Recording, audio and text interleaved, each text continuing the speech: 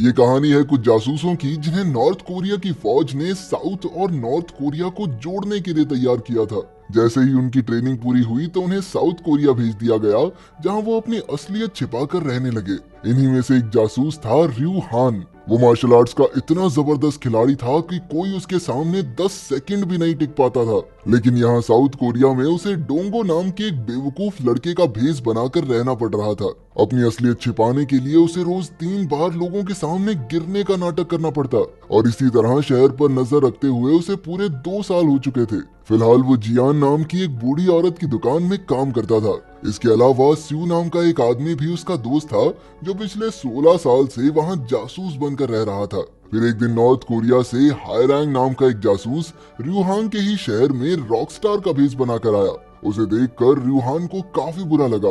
उसने सोचा कि कहीं उसके ऑफिसर्स को उसकी काबिलियत पर शक तो नहीं। अगले दिन स्यू रूहान के घर रोता हुआ पहुंचा। उसने बताया कि उसका परिवार गैर कानूनी तरीके से नॉर्थ कोरिया छोड़कर चाइना जाते हुए पकड़ा गया, और इसीलिए अब सू को भी नॉर्थ कोरिया जाकर फांसी की सजा होगी। अब सू ने सोच लिया था कि वो उन हत्यारों के हाथ नहीं मरेगा, इससे बढ़िया तो वो यहीं अपनी जान दे दे। लेकिन रूहान उसे समझाने लगा कि उसे अपनी फौज के प्रति वफादार रहना चाहिए। सिर्फ यही एक रास्ता है जिससे वो और उसका परिवार फांसी से बच सकते हैं। उधर खुफिया अड्डे में एक घुसपैठिया घात लगाए बैठा था। मौका मिलते ही उसने गोली चलाकर एक वीआईपी को मार डाला। दूसरी ओर रूहान को यून नाम की एक खूबसूरत लड़की बेहद पसंद आ गई। लेकिन जब भी वो यून को देखता तो उसका छोटा भाई जून आकर रूहान को बुरी तरह पीट देता। दूसरी ओर शहर में रॉन नाम की एक नई लड़की आई थी, जो अक्सर छोटे कपड़े पहनती थी, और रूहान जब भी उससे मिलता तो चाहकर भी अपनी नजरें उससे हटा नहीं पाता था। फिर रात को अचानक रूहान के कमरे में भी वही घुसपैठिया घुस आया और उसके सर पर बंदूक तान दी। लेकिन उसके कुछ कहने से पहले ही रूहान समझ गया कि ये लड़का नॉर्थ कोरिया का जासूस है। उस लड़के ने रूहान को अपना मिशन ईमानदारी से पूरा करने को कहा और तुरंत भाग निकला। रूहान भी उसके पीछे भागा, लेकिन वो जासूस कुछ ही पलों में गायब हो गया। तभी रूहान को रॉन दिखाई दी, जो नशे में धुत हो चुकी थी। उसने नशे में ही रूहान को पकड़कर अपने साथ बैठा लिया और अपनी कहानी बताने लगी। उसने बताया कि उसने 18 साल की उम्र में एक लड़के को जन्म दिया था और उसके माँ बाप ने उसके बेटे को यूएस के एक अनाथ आश्रम में भेज दिया। तब से लेकर आज तक वो अपने बेटे की शक्ल तक नहीं देख पाई। ये कहकर वो रोने लगी और कुछ ही देर में सो गई। फिर रूहान उसे उठाकर घर ले आया, और जैसे ही वो जाने लगा तो उसने देखा कि वही जासूस फिर से उस पर नजर रखे हुए था। तब रूहान को एहसास हुआ कि ये तो यिन है, जिसे जासूस बनने की ट्रेनिंग खुद उसने ही दी थी। अपनी असलियत बाहर आते देख यिन तुरंत वहां से भाग गया। लेकिन अगले दिन जून ने रूहान को यिन से मिलवाया। असल में यिन ने भेष बदलकर जून के ही स्कूल में दाखिला लिया था। उसे देखकर रूहान सोच में पड़ गया कि आखिर इस शहर में 2 और नए जासूसों को क्यों भेजा गया है। आखिरकार शाम को यिन ने बताया कि उसकी पोस्टिंग स्यू की जगह हुई है। अब रूहान यिन से उसके अगले मिशन के बारे में पूछने ही वाला था कि अचानक उन्हें किसी के आने की आवाज सुनाई दी और उन्हें तुरंत छिपना पड़ा। तब उन्होंने देखा कि यून का बॉस शराब पीकर उसके साथ जबरदस्ती करने की कोशिश कर रहा था। ये देखकर रूहान ने यिन को उस लड़की की मदद करने को कहा, लेकिन यिन ने साउथ कोरियन लोगों की मदद करने से साफ इनकार कर दिया। वो कहने लगा कि इनकी मदद क्यों करें, ये तो हमारे दुश्मन है। तो अब रूहान ने खुद उसकी मदद करने का फैसला किया। उसने तुरंत यून के बॉस की जबरदस्त धुलाई की और उसकी एक अश्लील वीडियो भी बना ली, ताकि वो फिर से यून को परेशान न कर सके। फिर अगले दिन तीनों जासूस मिलकर बातचीत कर रहे थे कि अचानक एक बदमाश उस बूढ़ी औरत को परेशान करने लगा, जिसकी दुकान में रूहान काम करता था। रूहान ने बीच में गिरकर उसे बचाया, लेकिन साथ ही बेवकूफ होने का नाटक जारी रखा। इस चक्कर में वो बदमाशों से पिट भी गया, और जब उस औरत के बेटे को इसकी खबर मिली तो वो खुद बदमाशों को सबक सिखाने निकल पड़ा। रूहान और यिन भी चुपके से उसके पीछे हो लिए। लेकिन जब गुंडे चो पर भारी पड़ रहे थे तो यिन ने भेष बदलकर सारे गुंडों की हड्डी पसली एक कर दी। उधर नॉर्थ कोरिया में कोई नहीं जानता था कि ली अपनी बनाई इस जासूसों की फौज का इस्तेमाल सिर्फ अपने फायदे के लिए कर रहा है। ली को अपनी पोल खुलने का डर था कि उसने किम जोंग से छिपकर अपनी फौज बना रखी है। अपना पर्दाफाश होने के डर से ली ने पहले ही साउथ कोरिया में छिपे सभी जासूसों को देश के नाम पर खुद को कुर्बान करने के ऑर्डर्स दे दिए। देखते ही देखते कुछ ही दिनों में लगभग सभी नॉर्थ कोरियन जासूसों ने फिजूल ही अपना बलिदान दे दिया।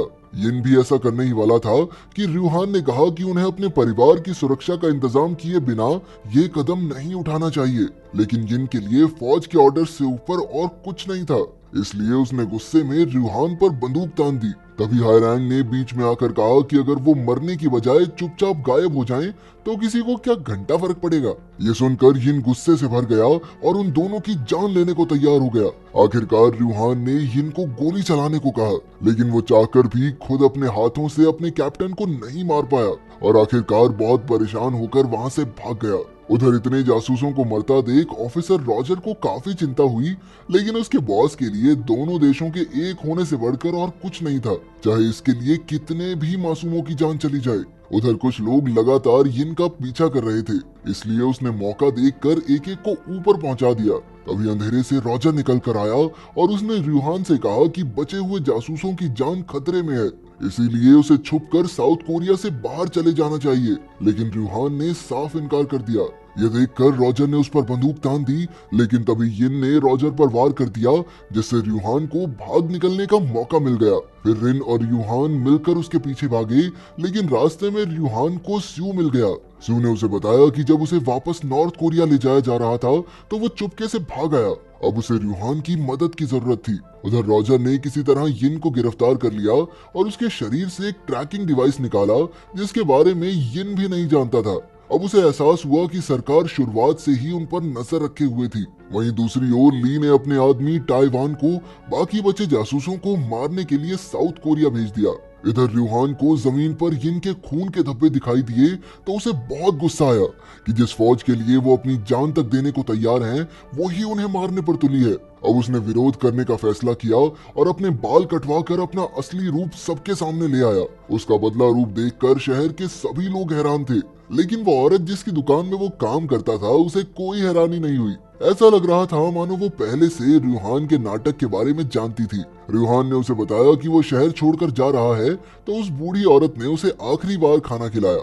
इसके बाद रूहान ने रॉन को उसके बिछड़े बेटे का पता भी दिया और फिर हायरांग के साथ अपने रास्ते निकल गया। फिर रास्ते में उन्होंने एक साउथ कोरियन एजेंट को मार गिराया और उसके ईयरपीस के जरिए रॉजर से कहा कि यिन को रिहा कर दे। लेकिन रॉजर ने रूहान को उसके शरीर में मौजूद ट्रैकिंग डिवाइस और ताइवान नाम के उस सिपाही के बारे में बताया जो उन सबको मारने आ रहा है।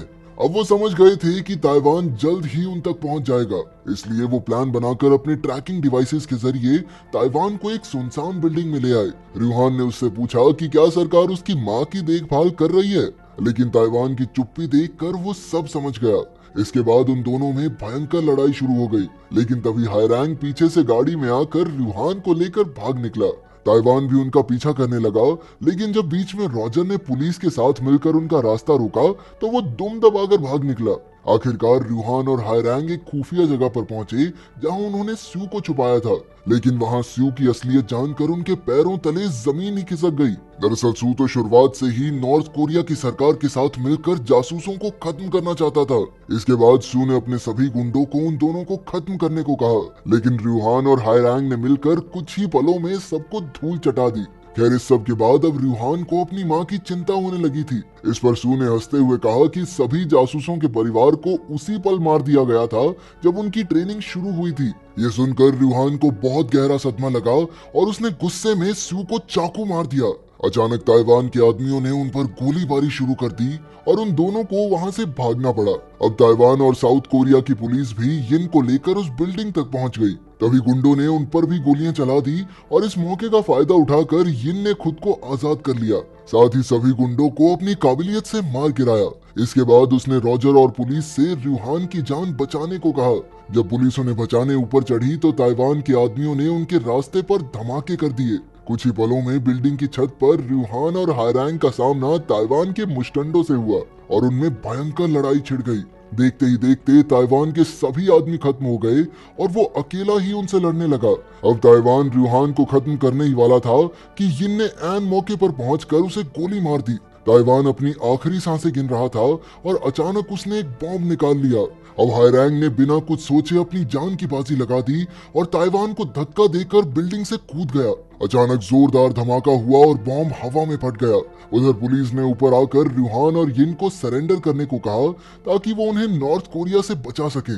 लेकिन अपनी माँ की मौत की खबर सुनने के बाद तो रूहान जीना ही नहीं चाहता था अचानक उसने देखा कि जियान ने उसकी जेब में एक पासबुक रखी थी। असल में उसने रूहान का नाम अपने दूसरे बेटे के तौर पर लिखवाया था और उसकी शादी के लिए काफी पैसे भी जोड़े थे।